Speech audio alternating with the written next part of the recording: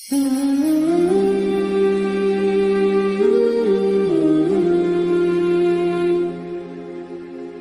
تبارک و تعالی نے قرآن مجید میں نبی رحمت علیہ الصلاۃ والسلام سے فرمایا ہے کہ اے محبوب علیہ السلام، بے شک ہم نے آپ کو خیر کثیر عطا فرمائی ہے۔ انا اعطیناک الکوثر، محبوب ہم نے آپ کو خیر کثیر دے دی۔ اب آپ اس کے جواب میں یہ کریں کہ فصلی لربک، اپنے رب کے لیے نماز پڑھیں، وانحر اور قربانی کریں، نماز پڑھیں اور قربانی کریں۔ ان شانئک ھو الابتر، آپ کا جو دشمن ہے وہ بے نام و نشان رہے گا، آپ کا دشمن۔ قربانی شعار اسلام میں سے ہے، قربانی اللہ کو بڑی محبوب ہے۔ نبی رحمت علیہ السلام نے فرمایا 10 ذی الحج کو جو عمل اللہ کو سب سے زیادہ پسند ہے، ظاہر ہے 10 ذی الحج کو لوگ نماز بھی پڑھتے ہیں عید کی، اور فجر کی نماز بھی پڑھتے ہیں، ذکر بھی کرتے ہیں، عبادت بھی کرتے ہیں، بہت سارے کام کرتے ہیں، لیکن حضور علیہ السلام فرماتے ہیں کہ اللہ کو 10 ذی الحج کو جو کام سب سے زیادہ پسند ہے وہ خون بہانا ہے، جانور کو ذبح کرنا ہے۔ نبی پاک صلی اللہ علیہ وسلم نے اپنے غلاموں کی دلچسپی پیدا فرمائی ہے قربانی کے ساتھ، شوق اور ذوق کا ذکر فرمایا ہے۔ کچھ کام ایسے ہوتے ہیں جو کسی کی غیر موجودگی میں بھی ہو جاتے ہیں، لیکن نبی پاک صلی اللہ تعالیٰ علیہ وسلم نے حضرت فاطمہ الزہرا رضی اللہ تعالیٰ عنہ سے فرمایا کہ فاطمہ ادھر آؤ، یہاں میرے پاس کھڑی ہو جاؤ۔ یا رسول اللہ کیا ہونے لگا ہے؟ فرمایا میں تمہارے قربانی کے جانور کو ذبح کرنے لگا ہوں۔ قریب کھڑا کر کے حضرت فاطمہ کو حضور نے ذبح فرمایا۔ میں اکثر یہ بات آپ احباب سے عرض کرتا رہتا ہوں کہ نبی کریم علیہ السلام کے کاشانہ نور پہ 2 3 مہینے تک کھانا نہیں پکتا تھا، لیکن قربانیاں اللہ کے رسول ہر سال 2 دیا کرتے تھے۔ کھانا 2 مہینے نہیں پکا اور قربانیاں 2، اور 2 قربانیاں دے کے حضور فرماتے ایک میری طرف سے ہے، ایک میری امت کی طرف سے ہے۔ مولا کائنات شیر خدا حضرت علی المرتضیٰ رضی اللہ تعالیٰ عنہ گھر میں فقر رہتا تھا۔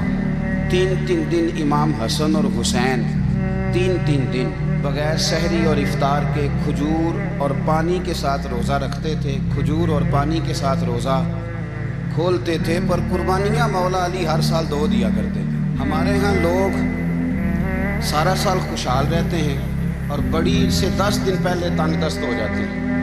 جو 5 لاکھ روپیہ بیٹے کی شادی پہ خرچ کر لیتا ہے پتہ نہیں کہاں سے لاتا ہے، اگر اس کو پتہ چل جائے کہ یہاں ایک پلاٹ سستا مل رہا ہے تو پھر پتہ نہیں کہاں سے ادھار اٹھا لاتا ہے۔ لیکن جب معاملہ قربانی کا آتا ہے پھر لوگ تنگ دستی کا اظہار کرتے ہیں۔ یاد رکھو جب بندہ رب کریم کے راستے میں دیتا ہے، حضور علیہ السلام نے فرمایا تھا حضرت اسماء سے کہ تو اللہ کے راستے میں بے حساب خرچ کر، رب بھی تجھے بے حساب ہی عطا فرمائے گا۔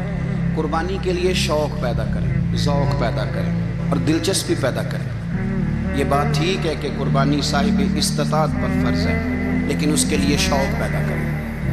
ایک ہے قربانی کرنا، پھر ایک ہے قربانی کے گوشت کو تقسیم کرنا۔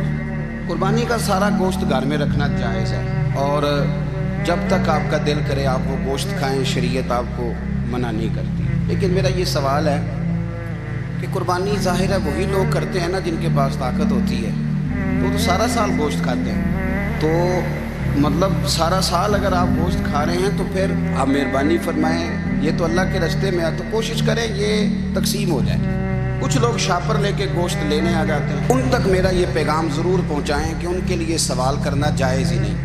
شریعت یہ کہتی ہے کہ جس کے گھر میں ایک وقت کا کھانا موجود ہو، صبح کا اس کے گھر میں کھانا موجود ہے ایک ٹائم کا، اس بندے کے لیے کسی کے سامنے ہاتھ پھیلانا جائز ہے۔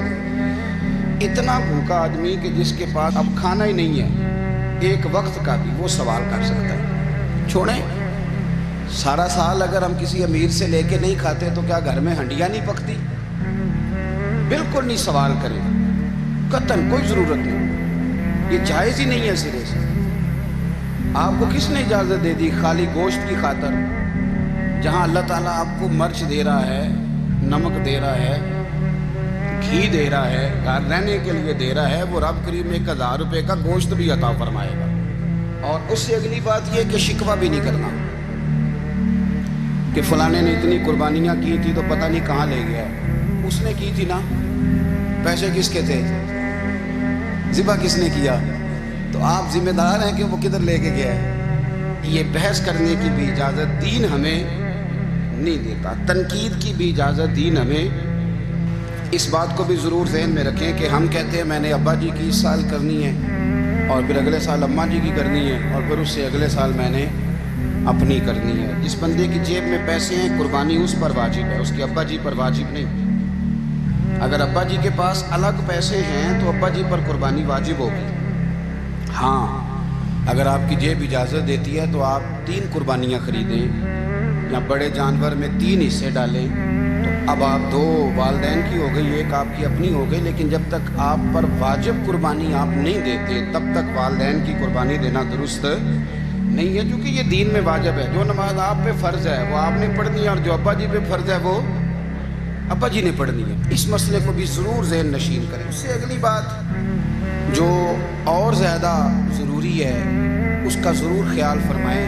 حصے ڈالے جاتے ہیں قربانی کے حصے، تو 6 حصے ہو گئے، اب 7واں حصہ مل نہیں رہا، تو ایک تگڑے سے بندے کے پاس جا کے مالدار سے کہا کہ چوہدری صاحب حصہ ڈال لیں، ایک حصہ کم ہے۔ چودھری صاحب کہنے لگے کہ میں نے تو پہلے بھی 4 بکرے لیے ہوئے ہیں، تو چلو اگر تم کہتے ہو تو چلو بڑا گوشت آ جائے گا، تکے ہی بنا لیں گے، تو بڑا گوشت بھی 10 کلو آ جائے گا، تو کباب کے لیے رکھ لیں گے، چلو رکھ لو حصہ۔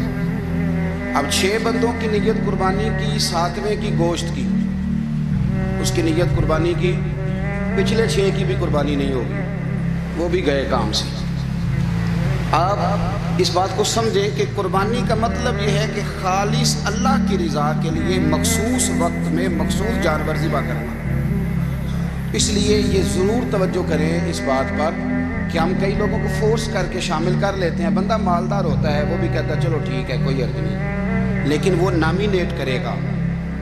اگر اس نے اپنی قربانی رکھ لیا تو پھر وہ بتائے گا یہ قربانی کس کی ہے، والدین کی ہے، کس کی ہے۔ تو قربانی اس ترتیب سے کریں کہ اس کے سارے مسائل سے آگاہی حاصل کریں۔